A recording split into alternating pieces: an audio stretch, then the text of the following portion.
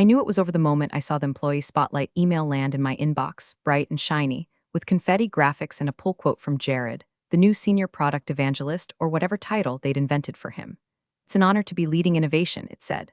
Underneath, a photo of Jared giving a thumbs up in front of my prototype, my whiteboard sketches blurred just enough to avoid legal liability, and my Gotham ergonomic, the one I ordered myself and paid for out of pocket because the company wasn't approving new furniture requests this quarter.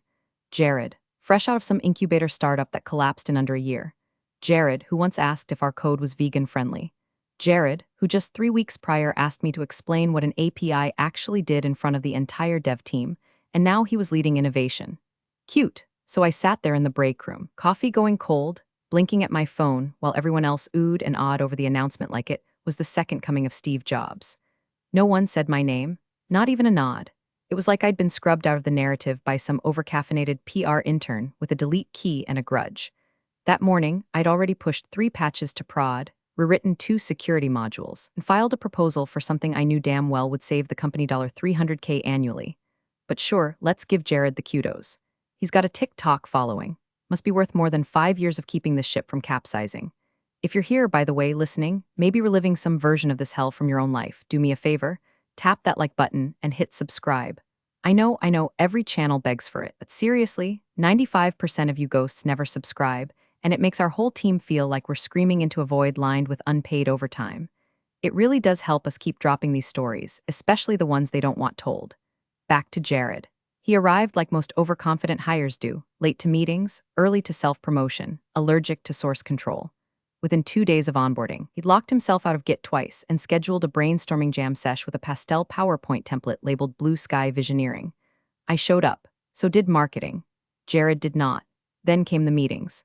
The first time they introduced him to the board, I was told to hang back and observe. Carol, the director, said with that oily, condescending smile he reserves for women over 35 who dare speak with confidence. Just want to see how Jared gels with the big picture stuff. You're more of a detail operator, right? Detail operator. The woman who literally built the prototype they're now raising funds on. The woman who rewrote the entire backend architecture during lockdown, while the rest of the team took mental health weeks and sent Slack updates from hot tubs. But sure, let Jared gel. I said nothing, just nodded, took notes. And later that night, I pulled down an old binder from the top shelf of my home office, the one with the faded duct tape spine and 3 yellowing dividers. Inside, early wireframes, timestamp commits, email printouts, all from the months before we officially incorporated, all under my name.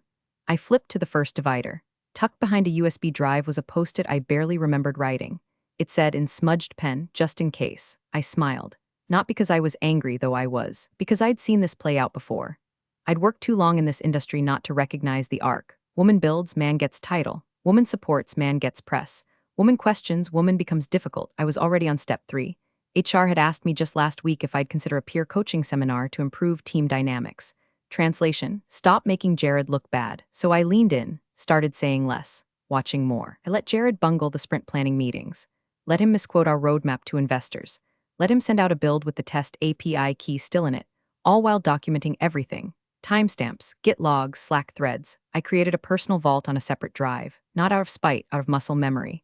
Because the longer you stay in the game, the more you learn, it's not the loudest person in the room who wins. It's the one who brings receipts, and mine. It'd been baking for years. The first cut came disguised as a calendar update. Leadership sync core product alignment. The kind of meeting I used to lead. Now, I wasn't even invited. No email, no Slack ping. Just a flicker on Jared's screen as I passed his desk, the title visible between bites of his 3rd protein bar of the morning. He caught me glancing and grinned like a Labrador who'd just found a stick. Oh yeah, he said, wiping crumbs off his chin, you're not on this one. It's just like high-level vision stuff. Right, I replied, not breaking stride. Wouldn't want to contaminate the vision with facts. He didn't get it. Of course he didn't. Then came the reassignments. Suddenly, I wasn't handling client-side architecture or roadmap strategy. I was tasked with formatting sprint retrospectives and triple-checking Jira tickets. We just need someone with your thoroughness, the director said, as if he was handing me a medal instead of a mop.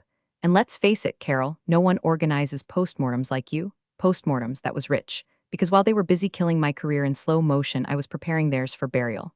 Still, I played along, nodded, smiled, went home and created a private repo. I started logging everything. Every deleted comment in Confluence, every minor tweak Jared made to my specs before pasting them into his decks. I even began saving audio notes to myself, timestamp summaries of decisions I wasn't allowed to make anymore, but was still cleaning up afterward. HR got involved soon after. A vague email requesting a quick sync turned into a 30-minute gaslight opera featuring words like optics, feedback culture, and perceived intensity. Apparently, someone on the team felt I came off as abrasive in a Slack thread about data integrity. The irony. The thread in question had been me correcting Jared when he suggested we could just fudge the conversion metrics until launch. I'm not saying you meant to be sharp, HR said, tilting her head like a middle school guidance counselor. But in a startup environment, tone really matters. I wanted to ask if tone mattered more than accuracy. If male colleagues were ever asked to soften their tone when pointing out that, say, the revenue model was missing 3 zeros. But I knew the answer. So instead, I said I'd reflect on the feedback and engage in more active listening. Then I walked straight to my desk and added a new folder to the vault, HR Comms. By the end of the week, Jared had uploaded a pitch deck to the shared drive titled Q4 Vision. I opened it out of curiosity. Slide 1 was my design. Slide 2, my exact chart. Slide 3, my words, lifted straight from a strategy doc I'd written 2 months prior. No edits, not even a font change. I stared at it for a full minute, wondering if it was even worth confronting him. Then I realized it wasn't theft, not in his mind, it was collaboration. I was just supporting the narrative. That's what they called it in meetings now. Everyone contributes. No one claims, except of course when investors show up. Then it's all Jared's baby, so I made my own slides, not for them, for me. I started tracking versions, saved comparison screenshots, watermarked originals, quietly downloaded every invoice that had my name attached to project budgets, every receipt for the gear I purchased before we had funding. I exported commit logs, annotated timelines, and documented dependencies they'd never untangle without me. I didn't know yet when I'd need it, but I knew one thing: this wasn't incompetence, it was strategy. They weren't overlooking me, they were replacing me. Slowly, deliberately, so it looked natural, like I'd faded out, drifted off, become irrelevant. But I hadn't faded. I hadn't drifted. I was watching, recording, waiting, because they weren't just underestimating me. They were building their entire future on something they didn't legally own. And when the time came, I'd show them exactly how fatal that mistake would be. The server room was never locked. That's the thing that always stuck with me, not the betrayal, not the gaslighting, not even Jared's brainstorm walls covered in stolen post-its and bro grammar. No, what burned deepest was how little they cared about the infrastructure they were building their dreams on. It was all vapor and vibes with these people. They treated the company like a startup-themed escape room, flashlights, caffeine, and optimism. Meanwhile, the real bones, the data, the early code base, the buried architecture decisions that held the whole Frankenstein together, those were left unguarded. Literally. So I walked in at 9:48 p.m. on a Wednesday. Lights off. My badge still worked. No security cameras in that part of the floor because we never got around to phase 2.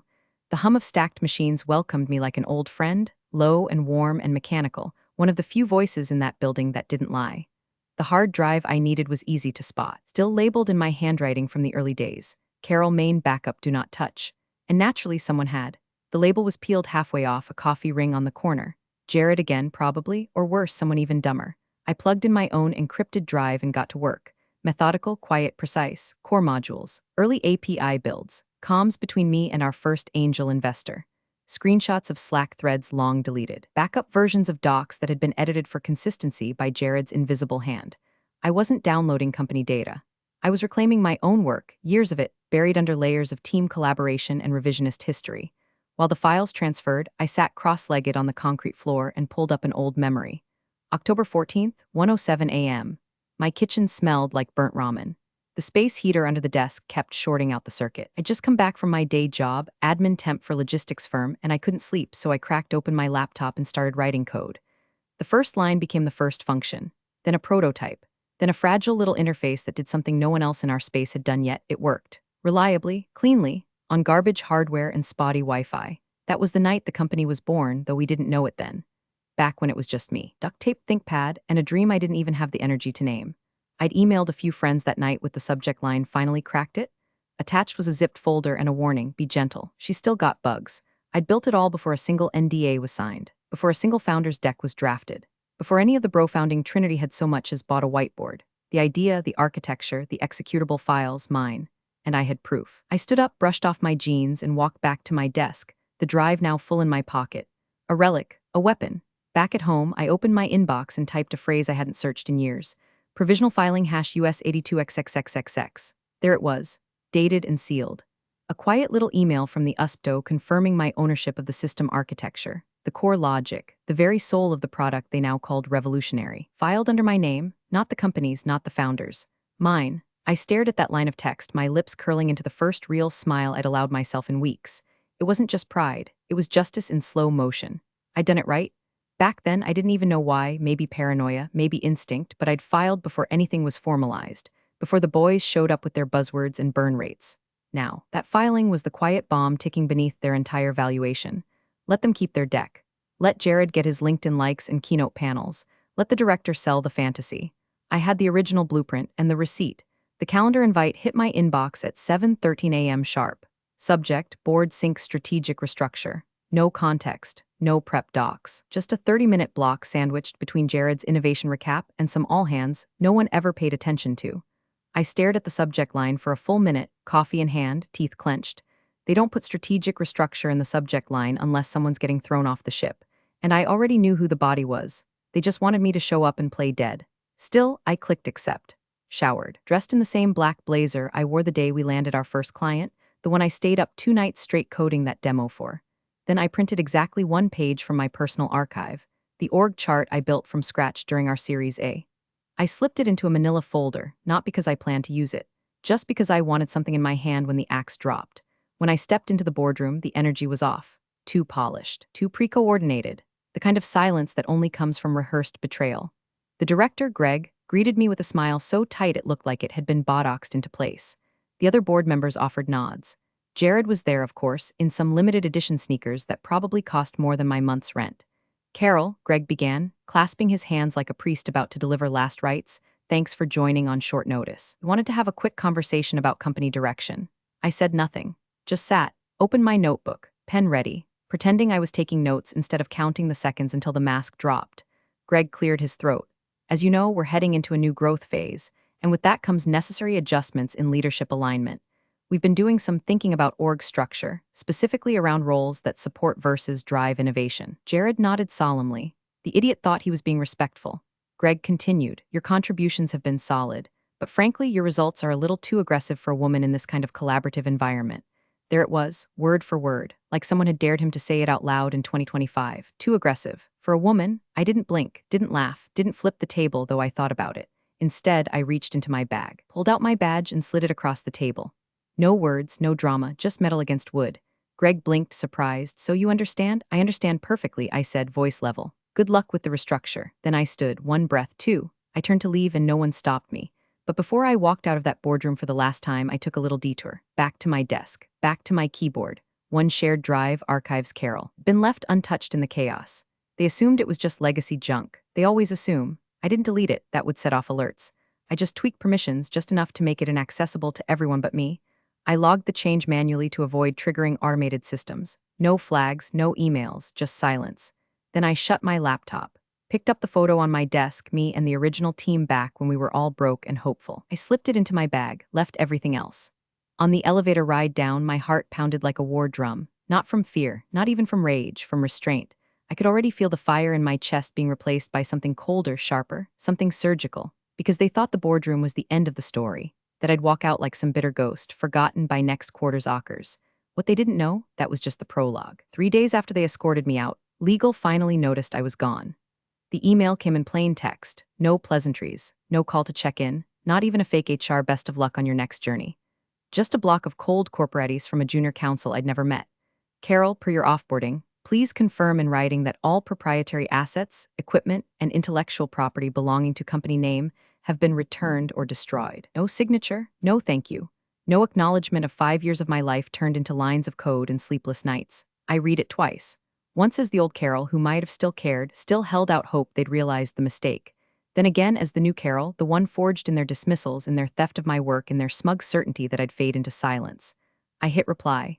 Assets not owned by you have not been returned. That was it. No attachments. No explanations. Just enough to make someone in legal sweat through their button up if they actually read it. But they didn't reply. Not that day, not the next. Silence, like they were hoping I'd go away if they just stopped making eye contact. Classic corporate tactic. Pretend ambiguity is consent, so I leaned into the ambiguity. I let the silence spread like a stain. Meanwhile, I got to work. I pulled up the LinkedIn page for our lead investor, Marcus Lee, partner at Alderstone Capital, known for his data-driven diligence and quiet interest in IP ownership. Translation: the kind of man who will shake your hand and gut your valuation in the same hour if your paperwork stinks. We'd spoken once, years ago, during our seed round. He remembered me, not because I was loud, but because I asked the one question his team didn't expect. How does your firm handle IP recovery when a founder exits unplanned? His eyebrows had gone up. He'd smiled, slow and curious. You speak like someone who's seen things fall apart. I had. And I remembered the look in his eyes when I asked it, so I sent him a message. Subject, clarification, request IP attribution short, professional. Just enough to raise an eyebrow without triggering a defensive forward to legal. Hi Marcus, hope this finds you well. There's a minor ambiguity in the company's IP documentation regarding foundational contributions. Before your team finalizes the Q4 investment package, I'd like to provide clarification. Happy to do a quick sync if helpful. I knew the moment I sent it he'd bite. These guys don't like surprises, especially not the kind that carry filing numbers and footnotes. Within 3 hours, his assistant replied, Marcus has 15 minutes free Friday at 2:45 p.m. Will that work? Oh, it would work just fine. The next day, I sat on my porch with a fresh copy of the patent filing in my lap, watching the leaves shift in the wind like they were plotting something. My inbox pinged again, press release draft, leaked early. Company name set to close $40M Series B, flagship product launch slated for Q1. Jared's name was in it, as Chief Innovation Officer. No mention of me, no hint of the years I spent building the foundation they were standing on. But I didn't feel rage this time. I felt ready because the fuse was lit. The dominoes were lined up, and Marcus Lee, he wasn't just going to hear my side, he was going to see the folder, the filings, the contracts, and the moment he did, the boardroom I'd been forced to exit was going to burn from the inside out. Not with fire, with footnotes. They wanted to play executive roulette, but they forgot one rule: never spin the chamber when the bullet has a name. The launch video dropped on a Tuesday. Polished, pretentious, perfectly staged. A slow drone shot of the office exterior, complete with that faux industrial steel staircase no one used except interns on their first day. Cut to Jared, sitting on the edge of a desk he absolutely never worked at, talking about reshaping the future of integrated platforms with a voice that sounded like he'd taken 2 Ambien and a podcasting course. I watched from the quiet of my apartment, coffee in hand, bathrobe still on, as my life's work got turned into a marketing asset. The demo screen they flashed at the 114 mark, that was my interface, my layout. The button spacing, the color theory, the keyboard shortcuts, down to the microsecond delay between hover states. Every line, every decision, every sleepless night, all of it, still there, still mine. They hadn't even changed the loading animation. They just slapped their new logo on top and called it version 1.0. Like I hadn't already versioned it a dozen times on my own machine back when the company was just an idea in my living room and the team was me and a space heater. I let the video run in the background while I opened the PDF on my second monitor. Title: Licensing Agreement, Intellectual Property Rights, Independent Contractor Entity, Client. Company name, Licensor, CL. Systems, LLC, filing date, 2 weeks prior, status, executed. Terms, usage of software contingent upon written agreement from licensor. License, revocable. No sublicensing without express permission. Term, 1 year, renewable. The signature on the final page was mine, and so was the LLC.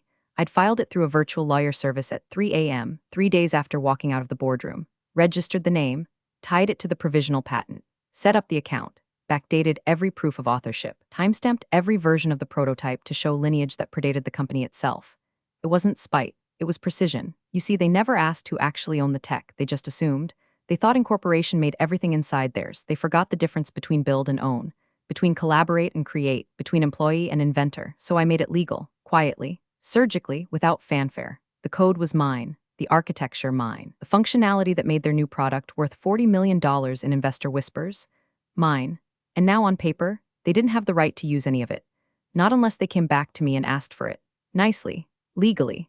I paused the launch video at the exact frame where Jared was pointing at a screen during his demo, a smug grin plastered across his face like a kid who just figured out how a flashlight works. Then I opened the file directory on my desktop labeled Chain of Custody. Inside were the notarized design docs, the email confirmations, the code diffs, and the cross-reference timestamps. Everything lined up, every breadcrumb in place. The same afternoon, Tech Pulse published a headline, company name set to close $40M Series B following flagship launch, quoting anonymous sources. Historic growth, built from the ground up. Trailblazing team. They forgot to mention the team fired the one person who actually built anything. I didn't comment, didn't post, didn't retweet. Instead, I booked a second meeting with Marcus Lee's assistant. The note was simple, following up with IP documentation. Happy to walk through licensing timeline and legal structure. She confirmed in under 10 minutes. Marcus was interested, very interested. I closed the laptop, looked around the quiet of my apartment. No champagne, no balloons, just me and the hum of machine that still remembered every line I ever fed it. Let them celebrate. Let them raise their glasses to Jared and his vision. The real celebration would come later, when the money hit a wall made of law, and the only door through it had my signature on it. And I had every reason not to open it. The folder started as a joke, just a slim manila envelope I labeled in case of fire and shoved into my bag like it was nothing. But over the next few days, it thickened like a bruise. I spent my mornings in a quiet corner booth at Café Marlowe, a place where the espresso tasted like regret and the Wi-Fi password still used underscores. Nobody asked questions there. It was the kind of place where people came to either finish novels or finalize divorces. I brought my laptop, my headphones, and a stack of printouts that could kill a Series B in under 10 minutes. The notary met me on a rainy Thursday. Mid-40s, smelled like peppermint and toner. Didn't ask why I needed half a dozen documents certified, or why some of them included timestamp screenshots of commit histories. She just checked my ID, clicked her little metal stamp, and slid everything back with a nod. Each page went into the folder like a brick being laid in a foundation no one else knew existed. First, the patent filing, stamped, signed. Foundation of it all. Then the original wireframes drawn by hand, scanned, and annotated in the margins with notes I hadn't looked at in years. QOL fixes, Jared doesn't get this. That one made me laugh. Next, the architecture diagrams, still in their original Illustrator files, watermarked with my initials and the old timestamp from before the founders ever picked a company name. Then came the Slack exports, the emails, meeting notes where I'd flagged potential IP confusion, and the passive-aggressive replies from leadership brushing me off with phrases like, "Not a priority this sprint." And finally, I printed a single page from an old startup legal guide. The clause was buried in Section 14. In the absence of a formal assignment agreement, intellectual property developed prior to incorporation remains the property of the individual creator. I highlighted it, folded it, slipped it into the very front of the folder like a bookmark soaked in gasoline. Then I closed it, secured the clasp, slid it back into my bag. I didn't feel triumphant, not yet. I felt precise, like a surgeon sharpening her tools while the hospital staff partied down the hall. That evening, I walked home as the city turned gold in the setting sun. My phone buzzed once. Subject, Q4 board meeting, investor presentation location, 16th floor conference room time, Friday, 3:00 p.m. Organizer, Marcus Lee's assistant. No explanation, no CCs, no agenda attached. They didn't invite me, of course. I wasn't supposed to be in the room. That calendar event was a leak, quiet, deliberate. A hint. They were going to show off the product. Try to seal the $40 million deal. Use my work, my code. I diagrams my architecture as props in a theater of deception. And Marcus? He'd seen just enough to know something didn't smell right. He wanted me to walk in, not to talk, to detonate. The elevator ride to the 16th floor was silent, save for the soft hum of overhead lights and the low static buzz of my own pulse. I could feel the weight of the folder pressing against my palm like a living thing. Not fear, not even anger anymore. Just gravity. Kind that settles in your bones when you know, without question, that you're holding the end of someone else's fantasy. I wore black slacks, a gray blouse, and a coat that didn't beg for attention. No makeup, no performative smile. Just calm, clean lines and the kind of stillness that makes people nervous when they notice it too late. The doors opened. Nobody looked up. The receptionist, new and fresh out of undergrad, didn't even blink as I walked by. I didn't badge. Didn't need to. The boardroom was already open. They were mid-presentation, voices elevated in that strained, cheerful cadence people use when they're pretending to believe their own pitch. Jared stood at the head of the table, sleeves rolled, sneakers white, voice cracking slightly as he said something about leveraging high proficiency at scale. A screen behind him showed my interface, live demo, complete with the login animation I designed on a Sunday in 2019 after skipping brunch to debug a memory leak. Nobody noticed me at first. I slipped in and stood quietly by the glass wall, watched them dance. Marcus Lee sat 3 seats from the head, pen resting on his notepad, unreadable expression frozen into place. Then Greg saw me. The director's brow tightened like a drawstring garbage bag. His mouth twitched into a smile so sharp you could have shaved his ego with it. Well, he said, loud enough to draw attention. Surprised to see you here, Carol. Missed the spotlight already? I stepped forward. Calm, slow, folder in hand. I thought the investors might want this, I said simply, placing the manila folder directly in front of Marcus. Greg scoffed. We're in the middle of something, Carol. I know, I replied. So is this. Jared looked confused, which wasn't unusual, but now it was contagious. A few of the other board members leaned forward, eyeing the folder like it might start ticking. Marcus didn't say a word. He just opened it. The first thing he saw was the clause. Section 14 highlighted in fluorescent yellow. Then came the wireframes, the diagrams, the time-stamped emails, the licensing agreement, the notarized filing, the signature, the patent number. With each page, his face paled another degree, not in shock, but in recognition. In inevitability, I stood still. Hands clasped in front of me, unmoving. Greg leaned toward Marcus, trying to read upside down. What is that? Marcus finally spoke, voice quiet but razor-edged. You don't own this tech. A beat passed. Then, who did you just fire? Nobody breathed. Jared's lips parted like he was about to ask a question, then closed again. His hand, I noticed, had started to shake. Behind me. Hallway outside was still. The kind of still that follows a shot but precedes the fall. Greg said my name, sharper this time. Carol, but I was already turning. No need to finish, I said over my shoulder. The folder does it for me. And then I walked out, heels tapping softly against the hardwood, while behind me the room erupted, not into shouts, not yet, but into scrambling, whispered curses. Paper rustling like panic wearing a tie. I didn't look back. Didn't need to, because the folder had arrived. And their countdown had begun. The silence broke with paper. A single sheet sliding across mahogany as Marcus flipped it over and said, with the calm finality of a man dropping a guillotine blade, "This is her patent." Every oxygen molecule in that boardroom vanished in an instant. Greg blinked, then turned to the CEO, Arthur, poor Arthur, who looked like someone had just told him his entire portfolio was built on a game of Monopoly played by drunk toddlers. He stammered, tried to speak, then resorted to that old executive move. Repeat the obvious until someone makes it untrue. No, that can't be. We filed the IP years ago. Marcus didn't look at him. He looked at legal. Specifically, the firm's external counsel, seated at the end of the table. A woman named Sharon who had thus far remained silent, bored even. Now she was flipping through the folder like it had just started, whispering dark secrets in her ear. She stopped on page 4, then again on page 9. Then she closed the folder slowly like she was trying not to wake a sleeping bomb. Marcus looked at her. Do we own the platform? Sharon pressed her lips into a straight line. The provisional filing predates the incorporation. There's no assignment of rights on record. Not from her. He nodded once. And the licensing agreement? Filed under a separate entity. Carol retained legal ownership. There's no valid transfer without her explicit signature. That's when he turned back to Arthur. Calm, colder now. You don't own the tech, he said, each word flat as a scalpel. She does. Who did you just fire? Arthur looked like he wanted to vomit but couldn't afford the dry cleaning. Jared started to speak, something about team effort and collaborative spirit, but Marcus cut him off with a look that could have stopped time. Then I spoke. Just one last time. Section 7.4 of your founder contract, I said, addressing the room without stepping back inside, states that no technology transfer is valid without signatory approval from the originating IP holder. A few of them scrambled to pull up their laptops. Others just stared. I turned fully now, standing just at the threshold of the room, folder in hand, coat buttoned. You never got my signature, I said. You never even asked for it. I turned again, began walking. Behind me, Greg's voice cracked through the tension like a whip. Get her back in here. Chairs scraped. Paper shuffled. One of them stood up, but I didn't stop. I walked, down the hall with the same calm they mistook for compliance. Heels striking the floor with quiet authority. Folder tucked under my arm like a final chapter they forgot to read. The boardroom erupted behind me, raised voices, phones dialing, someone muttering how bad is it, and legal snapping back, do you want the short version or the real one?